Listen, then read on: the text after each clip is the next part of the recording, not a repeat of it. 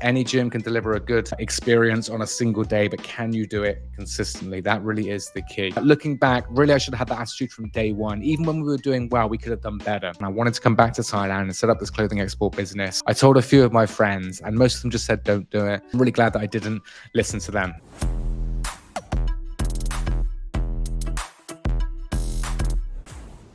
Welcome to the 5-Star Fitness Podcast. My name is Jack Thomas. This show is all about bringing elements of hospitality to raise up the fitness industry, to build it up, and we learn from the best from hospitality. So the best restaurants, the best hotels. This episode is going to be something a little bit different. My background, I am co-founder of The Fit Guy, but I'm also founder of Base in Bangkok. We've won numerous awards. We've been ClassPass Studio of the Year 5 years running, for example. We won Asia's Gym of the Year a few times. And I want to share today just some of the things that I've done at Base, how we've built our journey. I talk about it a lot on our other show, our sister show, Fitness Business Asia. And so what we've done, something a little bit fun, a little bit different. We've taken the questions that we've asked other founders, and I'm going to go through them today and give my answers for Base. So I haven't prepped, I haven't made any notes, just got the questions here and going to go through them. So number one, what happened in your life that made you feel ready to start Base? Now, I think there's a few things. The first one would be running the clothing export business, which I ran in Thailand for 7 years. So I set that up in 2004,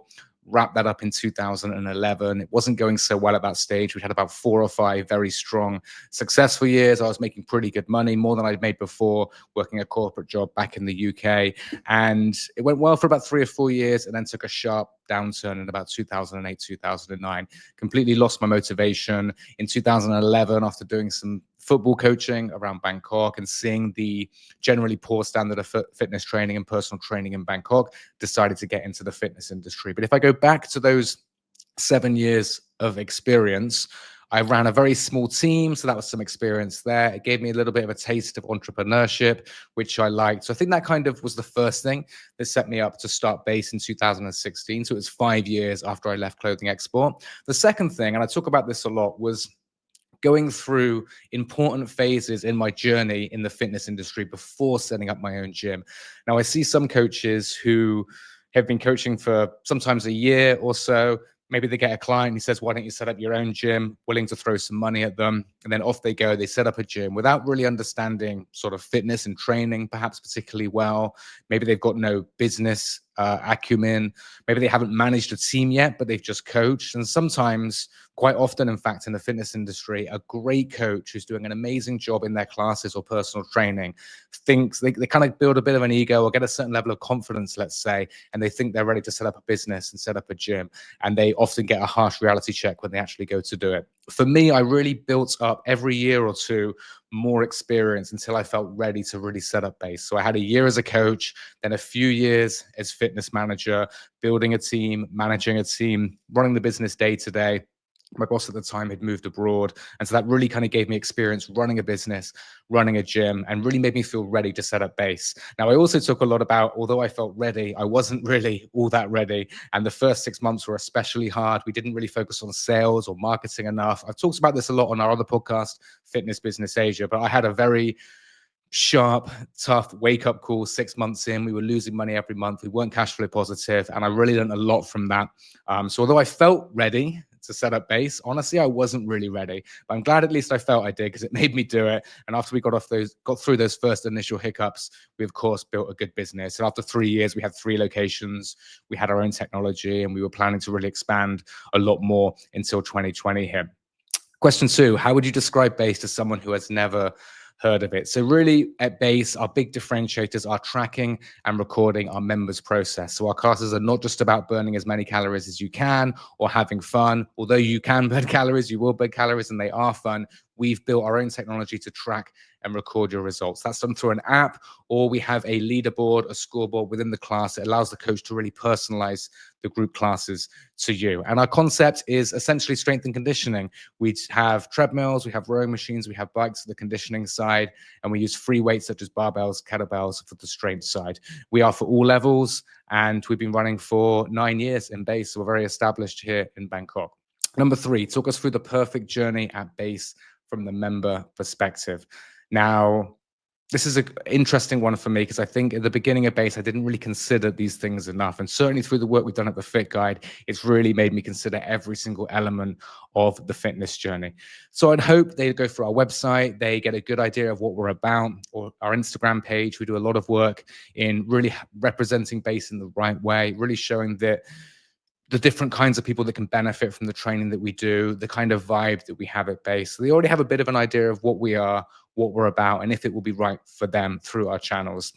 Then when they arrive at base, they get a warm welcome from our team. They get an orientation of the space. They get asked if it's their first time, if they have any injuries, perhaps if they're nervous about the class. I would hope our team also make a little bit of an effort to connect. These are some of the things that we look at the Fit Guide, of course, when we do evaluations, and then introduce that member to the coach. So let the coach know that it's their first time at base. Now, the coach, again, will dig into if they have any injuries, what their experience is, just kind of gives them some reassurance that they'll be looked after and they'll get a great session. Or if they're already experienced and they've done this kind of training before, give them assurances that they'll get a great workout. But really get those initial bits of information that will help the coach really do their job and deliver an awesome session for them. The perfect journey is a class that starts exactly on time. Every single one of our base classes starts on time to the second. We have a countdown timer, and that's an important part of really making sure it's a consistent experience. People can set their clocks to it. They can leave on time and kind of get on with their day if they need to get out on time. We go through a set structure with our classes, the way that we explain them. It takes a certain amount of minutes, and a warm-up takes a certain amount of minutes. The classes are very well structured, all to a timer, so they know exactly what's coming up next. Our coaches will give individualized, personalized attention based on the information they have already and also what they're seeing. Our coaches are all highly trained. They're all qualified internationally and also through our stringent, tough training process at base as well. We've got the lights, we've got the sound, we've got the technology that's interwoven into the experience. So they should really feel at the end of the 45 or 55-minute class like they've had a personalized experience. Their results have been tracked and recorded. The coach really cared about them. It was really important to the coach that they got a good session that was right for them. The class finishes on time. Hopefully they get an opportunity to meet some of the other members. We do a lot to really build the community up at base. The front desk team would then check in on them. How was the workout? Can we help you book your next session? Can you see yourself doing this kind of training more often? And really make a attempt to help them continue their training. That, I think, is a really important part of any fitness experience. People need help going to the next step and the next stage, and our team are trained up to do that. And if I switch to the Fit Guide for a moment, that's really what we look for in our sales process. It is not trying to take as much money from them as possible. We look for team members who ask questions, understand the client's needs, get to know if they like this kind of training, if they can see it being part of their program, and then really encourage them to continue their training. That's what we strive to do at base. That's also what we look for through the Fit Guide. How do you recruit the right people to deliver this experience? I'll give a shorter answer on this one. We really look for people just with the right attitude, people that want to work with people. I think that's a crucial one. I've personally seen through visiting gyms, people that really shouldn't have a service job. They just don't look like they enjoy talking to people. They don't really look like they like sort of delivering personalized service or connecting with people. Definitely people that let their emotions get the better of them. So if they're in a bad mood, it's just blatantly obvious to see. If you're this kind of person, that's completely fine. Just get an office job. Just work on your own at home, perhaps. There's plenty of jobs where you can do that. But I think if you have a job where you deal with people, you should be somewhat of a people person, and you should be professional enough, even if you don't feel great that day, to still work hard on connecting with the person in front of you. If they have that and they're a certain level of just being switched on or intelligence, everything else we can work through. I would certainly value attitude and just having a service mind and having a desire to do a good job and connect with people to rank higher than qualifications or experience, to be honest. Number 5, how do your systems and training support delivering this consistently? So of course, any gym can deliver a good experience on a single day, but can you do it consistently? That really is the key. So onboarding is crucial. Honestly, we did not get this right in the first few years at base. It improved going into our second and third years, and we really put a lot into this. They need to be onboarded in the right way. Starting off with the values of the company, what's important to us at base. One of them, for example, is positivity.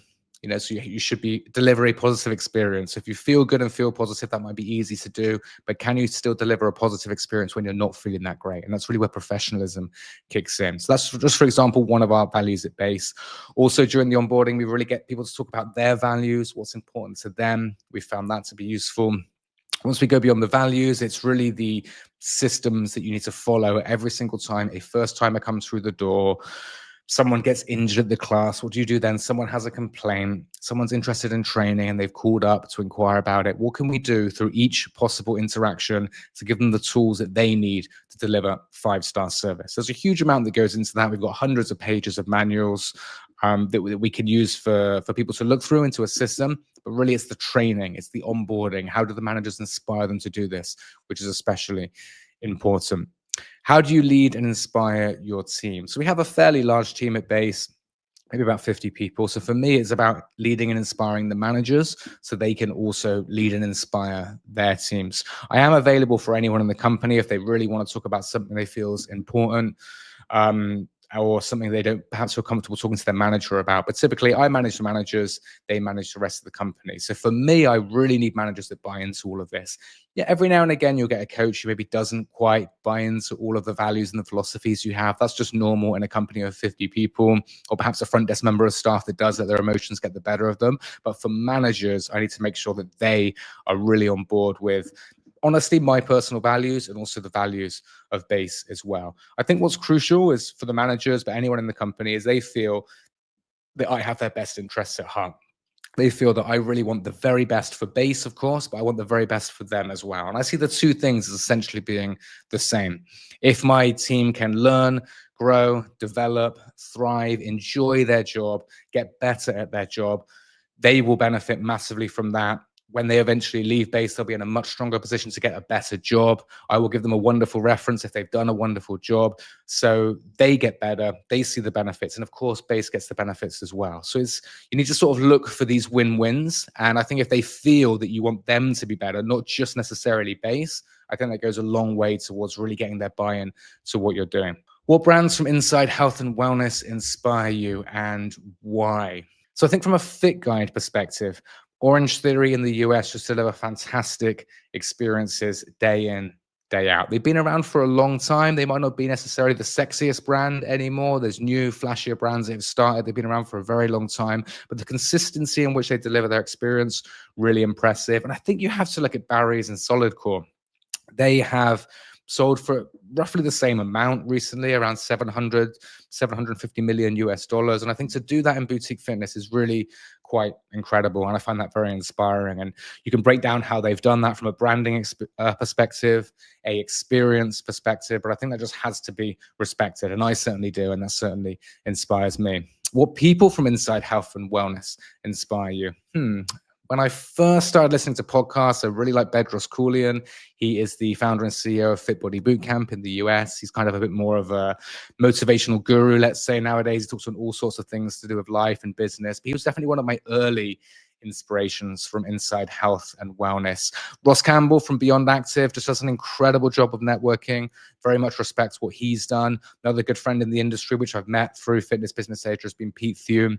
Just consistent good results over years in Singapore. A tough market is really impressive and definitely very inspiring. What other industries do you get inspiration from and how? Without a doubt, hospitality. That is what the Fit Guide is all about. Working with Matt Lavender, our co-founder, I have learned so much about what the world's best hotels and restaurants have done. And with that, I want to bring that into Base for sure. And every single team meeting we have, we talk about a different principle of hospitality. We draw on a lot of the things that we've talked about in the 5-Star Fitness podcast. So absolutely hospitality. And now when I go to a nice restaurant or a nice hotel, I really try and take note of all the little things that I see and try and take a little bit of inspiration into how we can take that into Base and the experience that we have there. And also everything that I've learned in hospitality, I want to share with you, the listeners of this show, and also 5-Star Fitness as well. Can you tell us about a dark or difficult time in your journey and how you overcame it? There's a few. I will just go on two briefly. So there was one when we were building Base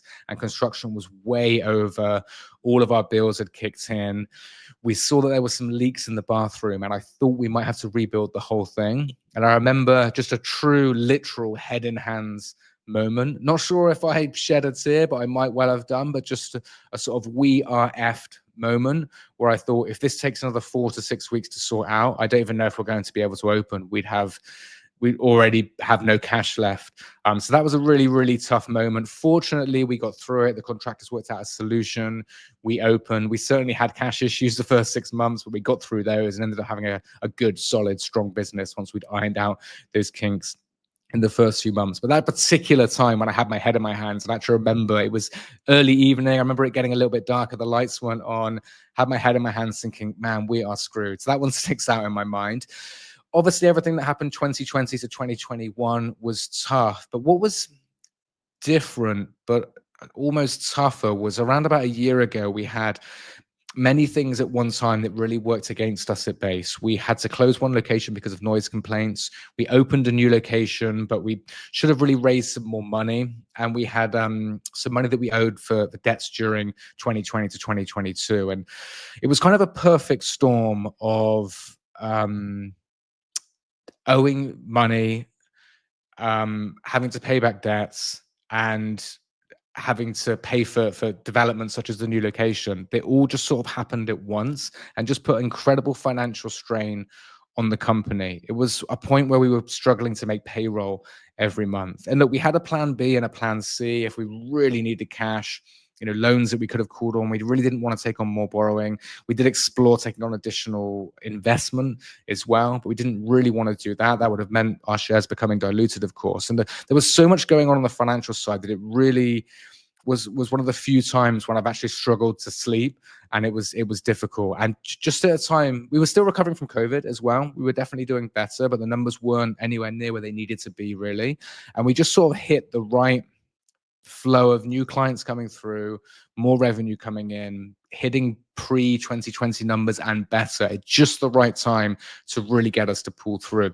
Now, at no point did I think the business was really in full crisis mode, but just struggling to make payroll every month and trying to work out how to do that. I put some of my money back in the business was really, really tough, and honestly, really, really dark. And it gave me a little insight into what it's like when a business fails. Even though I think we were a long way from that, it just gave me an insight to how that must feel, and it must suck. I've got friends who lost everything they had during 2020 and 2021. I have one friend who never even got to open his gym, and he put everything he had, his life savings, into that project and lost everything. So I got a little insight into how that feels. It doesn't feel great, but I feel like all of the experiences of the last 5 years and everything that happened because we started closing everything down has really built up a lot of resilience for sure, and has really, I think, to some extent, bulletproofed me for the future. Bulletproof might be a little bit far. Obviously, you never get fully bulletproof, but emotionally bulletproof, let's say. I've had a lot of ups and downs, and I kind of know how to deal with those well. It's made me regulate my emotions better, and I'm really grateful for that. What's a management failure, small or big, that stands out as important in your journey?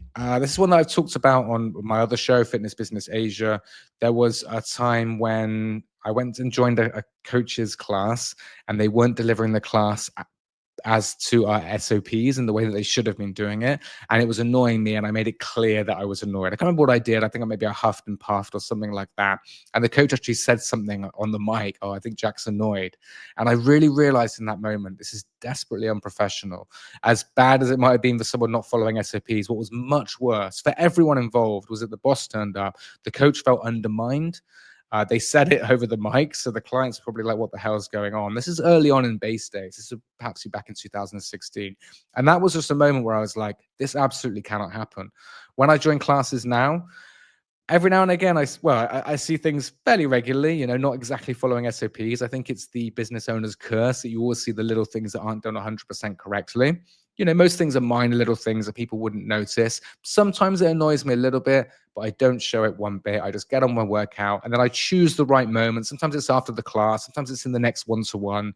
Sometimes I address it with the fitness manager that can talk to the coach. It depends on the situation, but I always make sure it's addressed in the right way so it can be done without emotion. It can be done constructively and to help them get better. And it was that one moment where it was an absolute management failure, back in 2016, that really made me reflect on that. And I think I've been much, much better since. I might have had a few moments where the mask has slipped and I've been annoyed, and perhaps I should have kept in control more of my emotions, but overall, much, much better in that area. What is your proudest achievement? I have a few. I mean, just everything that we've done at base. I think surviving 2020 to 2024. I'm not going to say the word, but all know what happened then. I think just getting through that and surviving that without having to, take on more investment. Even we managed to get through it with just loans and putting back in some cash. I think that's definitely a big achievement for sure. I think just opening up 4 locations in a market where it's difficult to do so, without, again, a massive budget. When I started base, I didn't have much money and I'm still the largest shareholder of the company. So to be able to do that with not massive financial resources, I think is something I'm proud of. There's many of our team who I'm just really proud of. And a lot of their development has, of course, been down to what they've done and the research they've done and the hard work they've put in. But there's been some people who I've really mentored, taken under my wing, really sort of explained what we've done in the business, why we've done it, ones that really wanted to learn, basically. And to see how well some of them have done have really, made me super proud, for sure. Looking back at your journey, what's one thing you would do differently? It's interesting. Looking back at what you've done, you sort of think, well, I'm really happy with where I'm at now. So, everything that I've done in the past has kind of led up to this point today. So there's nothing really that I would say I regret, but that wasn't the question, right? It's what would you differently?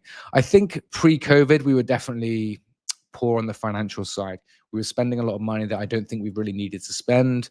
We were doing well as a business. We were quite cash rich. And I think looking at what happened in 2020, we should have been a little bit more shrewd, a little bit more prudent. We should have been more careful with the space that we took and make sure that we were maximizing every single square meter of space. When times are good, you don't need to worry about things like this, right? Because you're making money. Looking back, really, I should have had that attitude from day one. Even when we were doing well, we could have done better. Even if you have a 20% margin, if you tighten up some things, you can have a 30% margin or a 40% margin. Again, Anne Malum, who started Solidcore, talks a lot about that, really making sure that every single club that she had was highly profitable. And I think I just relaxed when we were profitable, not really thinking, how can we maximize this business? 2020 to 2024 really taught me the importance of doing this. And our latest location that we opened in 2024, I really feel like every square meter is being used. And I haven't been able to say that about any other location. I think the staff room is the right size, not too pokey and small, but not massive. You can hang out in there. There's a microwave, there's a fridge, there's places to put your clothes, but not huge. We've had big staff rooms before, maybe unnecessarily so. Bathrooms and showers a little bit smaller, but absolutely fine. Most people in Bangkok don't shower anyway, so we've maximized the space there. The waiting area is just the right size, so you can hang out before or after the class, but it's not just huge. And then every square meter of training space is being used. So I think we've really drawn from those lessons of wasting space. If I look at some locations, we probably had a good 30 square meters that weren't really being used. Now that's over $1,000 a month. 12,000 a year, over $100,000 over a 10-year lease. We've been running for 9 years. So it really can make a big difference. And that's one of the things that I would do differently looking back. What's a small detail in your gym experience that most people overlook but makes a huge difference? I'm going to say just the starting and finishing on time. I think it's actually quite unusual in the industry. I've been to gyms around the world, done different classes and looked through many reports, and many classes start a minute or two late, finish sometimes 5 minutes late, whereas we start exactly on time and we finish exactly on time. So I think most people probably wouldn't notice that consciously, but I think people really like that if they arrive a minute before the class, they know it's going to start in 1 minute and they know they can leave on time as well. So if they have to pick up kids. So that's what I'm going to say. Well, one piece of advice would you give to someone wanting to create something special and impactful in the fitness industry that I haven't had a chance to talk about? Again, I'm going to refer back to the Fit Guide. It's the focus on hospitality. Just this idea of connecting with the person in front of you, learning something about them. We have an episode coming out on 5-Star Fitness shortly. It may be out already, which is really on the difference between a 4-star and 5-star gym.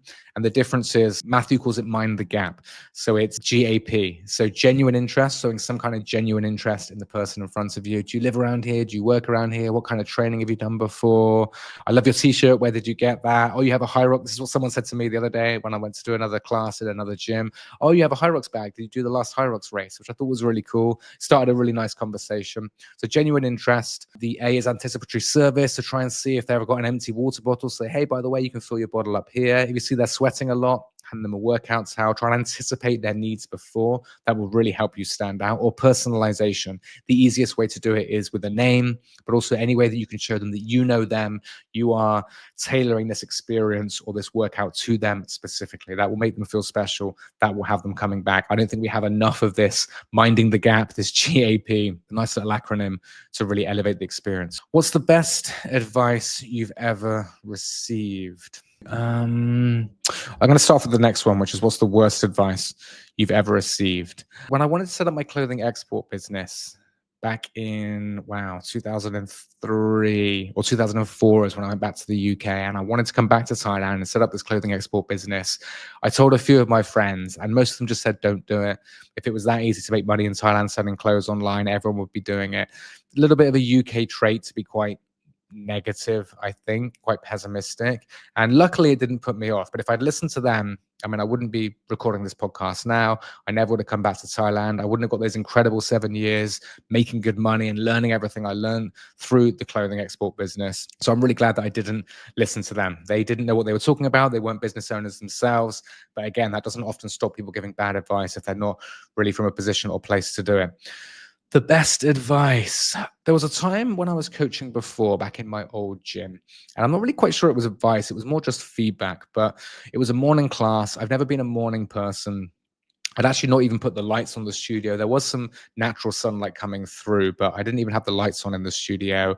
I think I was just delivering a very drab, low energy class. There's probably 3 or 4 people in there, so it wasn't very busy. And later on, it was actually my boss at the time said, mate, there wasn't really much of a vibe this morning. I think you could do a little bit better. It wasn't even sort of very direct feedback, sitting me down, trying to get me to improve, really. It was more just an off the cuff comment. And I just thought, you know what, that's absolutely right. And I had a realization in that moment. I have an obligation to these people. No, I don't want to get up at 5 in the morning to teach a class, but they probably don't want to wake up at 5 and do a class. They're paying good money to be here. They want to get fitter, healthier, and stronger. I joined this industry to help people get fitter, healthier, and stronger. It's just not good enough that I'm coming in and delivering this kind of experience. And just that one off the cuff comment was a real turning point for me. Just like when I realized I shouldn't have shown that member of staff that I was annoyed when they weren't following our processes, that was a turning point. This one was just as strong. And I really think since then, I hope every single class I've gone out, I really hope that everyone in that session has felt like I wanted to be there and I wanted to deliver a good session. So whilst it's not exactly advice, it was definitely some of the best feedback I've ever had. And that's really how you should take feedback. When someone gives you feedback, you can always choose not to perhaps follow it, but really see it is being given in good faith. Really draw everything you can to learn from any bit of feedback that you get. That's what I did in this case, and it made me undoubtedly a better coach. And I would argue it made me more equipped to actually go and set up base, manage coaches, hire coaches, and hold them to higher standards, like I was held to a higher standard by my old boss. Can you think of a time in your life when you received delightful hospitality, personally or professionally, and how did you feel? I mean, I was very lucky to go to a Michelin-star restaurant. It's actually one of the top 50 restaurants in Asia, in the world. In the recent awards, 50 best restaurants in the world. I can't even remember the name of it now, but it was really just delightful from start to finish. The lighting, the music, the decor, the way you were welcomed, even the way you were shown to your table, the way they described each dish as it was brought out, the way it was presented. It was probably the first time I've been to a Michelin-star restaurant, and there was nothing in there that I could directly take into base, but just how they crafted and created the whole experience was certainly inspirational, and how we could perhaps get some of our clients to feel some of the same things that I was feeling. At the very least, I just thought, wow, this is so professionally and precisely delivered. It was really on a whole nother level. So that's the one that sticks out, I think, for me. If you can embed one key principle into the DNA of every fitness club and experience, what would it be? This one's actually quite an easy one for me. For me, it's the sales process. We don't do a good job in the fitness industry, or especially boutique fitness. This is what we've seen through the Fit Guide. In boutique fitness, we kind of shy away from sales. We feel it's like a dirty word. We feel like we're just trying to get the money of the person in front of us. We feel like we're pressuring them to do something perhaps they don't want to do. If I could change one thing, it would be completely turning that on its head to, I need to help this person in front of me continue their fitness journey. If they run a yoga studio, they should be like, well, they've done one yoga class. How can I get them to do 100 yoga classes? Because they're going to feel all the benefits of yoga. If you have a Pilates studio, a strength and conditioning studio, sometimes I speak to gym owners that believe so much in strength training and the benefits it brings, but they don't want to actually speak to new clients about continuing their strength training journey. For me, that's kind of insane.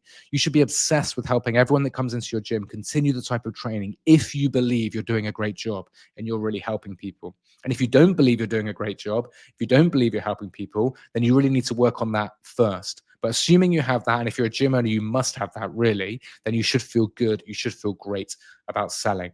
That is the big thing that I would change. Thank you for listening. It's been a pleasure to go through some of these questions that we ask our guests on 5-Star Fitness and to answer them based on my experiences through Base. Thank you for listening, and we'll see you next week on the 5-Star Fitness podcast.